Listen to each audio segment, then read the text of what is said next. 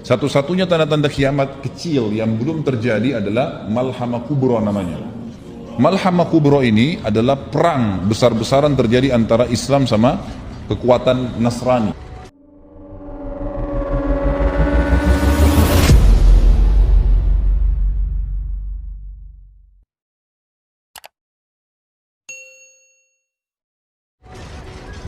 Di antaranya sabda Nabi SAW, tidak akan terjadi hari kiamat, tanda-tanda kecilnya adalah sampai aku diutus menjadi Nabi. Sudah diutus menjadi Nabi SAW. Meninggalnya aku. Nabi SAW sudah meninggal 1400 tahun lebih yang lalu, Bapak Ibu sekalian. Itu tanda-tanda hari kiamat juga. Kemudian kata Nabi SAW, juga tersebarnya penyakit taun, yang banyak diantara kaum muslimin terbunuh. Ini sudah terjadi zaman Umar bin Khattab radhiyallahu anhu. Tersebarnya fitnah diantara kaum muslimin, dan itu juga dengan meninggalnya Umar bin Khattab. Kemudian terbebaskannya negeri Furs, Persia, dari kekufuran mereka, dan mereka masuk Islam. Ini juga terjadi zamannya Uthman bin Affan, zamannya Umar bin Khattab. Lalu kalian akan mendapatkan Masjid Aqsa, dan itu zaman Umar bin Khattab juga sudah terjadi. Jadi tanda-tanda kiamat kecil sudah berentetan, sudah terjadi semua ini. Dan yang sekarang kalau kita mau deret semua itu banyak sekali. Tapi yang sekarang yang sedang kita alami ini adalah tanda-tanda kiamat kecil yang terakhir. Tanda-tanda kiamat kecil terakhir ini banyak diantaranya minuman khamar, tadi saya bilang dianggap sebagai minuman yang biasa. Banyaknya laki-laki yang menyerupai perempuan, perempuan menyerupai laki-laki. Banyaknya tersebarnya tempat perzinahan. Tanda-tanda kiamat kecil juga adalah terbukanya aurat. Sampai-sampai kalian sudah sampai-sampai orang yang menutup aurat itu dianggap asing, dan orang-orang yang membuka aurat dianggap prestasi. Sekarang sudah terjadi. Makanya sabda Nabi SAW, Islam itu bermula asing dan akan kembali asing nanti, tanda-tanda hari kiamat. Maka beruntunglah orang-orang yang dianggap asing pada saat itu. Banyak tanda-tanda hari kiamat. Satu-satunya tanda-tanda kiamat kecil yang belum terjadi adalah Malhamah Kubro namanya. Malhamah Kubro ini adalah perang besar-besaran terjadi antara Islam sama kekuatan Nasrani. Saya bukan menyebutkan ini kemudian mengatakan kita harus perang, bukan. Ini memang hadis Nabi menyampaikan masalah itu. Nabi SAW menjelaskan akan terjadi nanti tahaluf itu kesepakatan antara kalian dengan Bani Ahmar. Bani Ahmar itu orang turunan orang-orang non-muslim, diistilahkan dengan Bani Ahmar di zaman Nabi SAW. Bapak-bapak sekalian, kata Nabi SAW, nanti akan tahaluf, akan bersatu untuk memerangi satu kaum. Tidak tahu kaum ini siapa, Allahu alam. Siapa mereka yang akan diperangi tidak tahu, tapi waktu itu orang muslim sama orang Nasrani akan bersatu.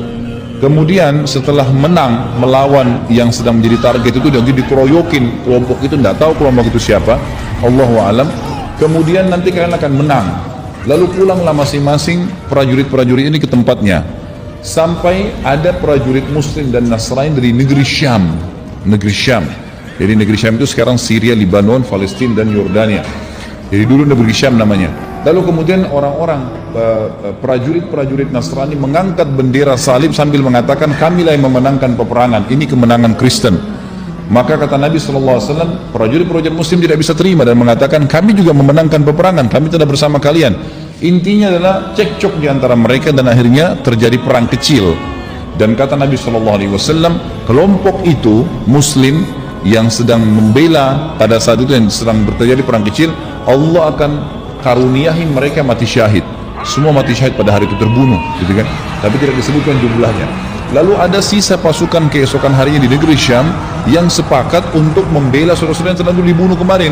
Mereka berperang lagi hari kedua, lalu kemudian seluruhnya juga Allah karuniahi dengan mati syahid. Hari ketiga sama, terjadi lagi, mereka bersatu niat untuk membela kaum muslimin, ternyata mereka terbunuh juga, semua dihormati, diberikan oleh Allah mati syahid. Kenapa saya katakan dihormatin Bapak Ibu sekalian? Karena memang mati syahid itu hanya akan diberikan oleh Allah kepada orang yang paling tulus untuk meminta mati syahid. Sampai ulama sepakat mengatakan kalau ada kaum muslimin yang pergi berperang di jalan Allah, kalau dia masuk memang dia ingin berperang, pastikan dia tidak akan mati kecuali dia sangat tulus. Jadi nggak bisa. Orang mati syahid itu orang betul-betul merindukan syahadah baru bisa. Jadi 3 golongan itu akan diberikan karunia syahadah. Hari keempat, jemaah sekalian, kata Nabi SAW, akan bergabung seluruh pasukan muslimin dari seluruh pelosok dunia maka berkumpullah kalian semua di negeri Syam. Ini tanda-tanda kiamat kecil terakhir nih. Kalian semua akan berkumpul di negeri Syam dan akan berkumpul menghadapi kalian 80 bendera dari kekuatan Nasrani. Sebagian ulama hadis mengatakan 80 negara. Dan sekarang orang-orang Nasrani mengetahui kalau yang fanatik dengan agamanya, dia tahu akan ada nanti perang salib besar. Mereka bahasanya begitu. Kalau kita orang Islam sudah punya gambaran itu, sudah punya gambaran tentang akan terjadi. Itu tanda kiamat kecil terakhir nanti. Nah, hari keempat terjadi peperangan besar-besaran seluruh dunia. Kemudian terjadi peperangan, tidak disebutkan berapa lama, tapi Nabi SAW mengatakan kalian akan terus memenangkan peperangan sampai kalian tiba di Rum. Rum ini nggak tahu apa, Allahu a'lam. Rum ini bisa berarti Romawi, mungkin Vatikan sekarang, Allahu a'lam. Tapi yang jelas ada sabda Nabi SAW yang lain, kalian akan membebaskan dua kekuatan besar Nasrani dan akan ke Islam, akan masuk ke dalam agama Islam. Yang pertama Konstantinopel, Turki sekarang, dan yang kedua adalah Rum, kata Nabi SAW, Rum. Lalu sahabat bertanya, ya Rasulullah, yang akan kami menangkan pertama, yang akan kami bebaskan, Konstantinopel kah atau Rum? Maka kata Nabi SAW, Konstantinia dulu baru Rum. Nah, berarti memang Rum ini adalah masuk dalam bahasan tadi hadis yang baru saya sebutkan. Dan sebagian ulama hadis mengatakan ini kemungkinan adalah yang maksud adalah pusat ya kekuatan Nasrani, yaitu di Vatikan.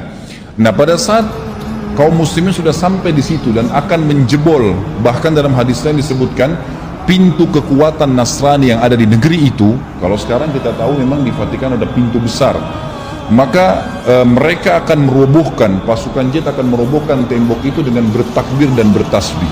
Yang mereka akan bertakbir bertasbih dengan takbir yang sangat banyak dari pasukan muslimin, maka rubuh bangunan tersebut.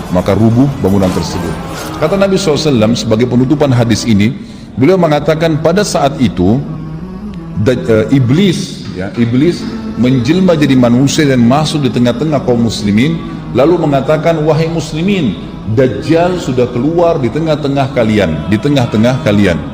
Sementara semua umat Islam pada saat itu yang ikut berjihad sangat tahu hadis Nabi, kalau Dajjal keluar, Dajjal adalah tanda-tanda kiamat besar pertama. Maka kata Nabi SAW, iblis akan menjelma jadi manusia dan berkata, wahai muslimin, akan keluar atau telah keluar Dajjal di tengah-tengah keluarga kalian. Dan muslimin pada saat itu sangat tahu hadis Nabi, ya, kata Nabi SAW, akan keluar Dajjal nanti di akhir zaman. Siapa di antara kalian yang mendengarnya keluar di satu tempat, maka dia menjauhinya, menjauhi tempat itu, pergi jauh, jangan sampai mendekat, gitu kan. Dan siapapun, walaupun dia harus ke gunung, jangan seseorang di antara kalian berkata iman saya kuat lalu dia menghadapinya, maka dia menjadi pengikutnya, karena Dajjal akan mengaku sebagai Tuhan. Akan kita bahas nanti bagaimana Dajjal, ciri-cirinya, dari mana dia keluar, bagaimana kerusakan yang akan dia lakukan, itu ada semua bahasan sendiri. Tapi saya akan bahas transisi daripada atau tanda-tanda kiamat kecil terakhir ini. Kata Nabi SAW, maka pada saat itu seluruh mujahidin menyebar, seluruh mujahidin kembali ke rumah-rumah mereka, karena mereka khawatir jangan sampai Dajjal sudah keluar di tengah-tengah keluarga mereka. Maka pada saat itulah jemaah sekalian, kata Nabi SAW, bubar seluruh muslimin, tidak jadi merubuhkan Rum, kemudian tapi sudah bebas dari kekufuran.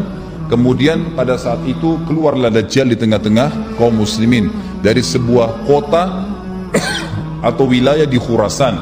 Khurasan ini di Iran yang bernama Yahudiyah, dan subhanallah kota itu sekarang ada di Iran, namanya kota Yahudiyah, mayoritas penduduknya Yahudi.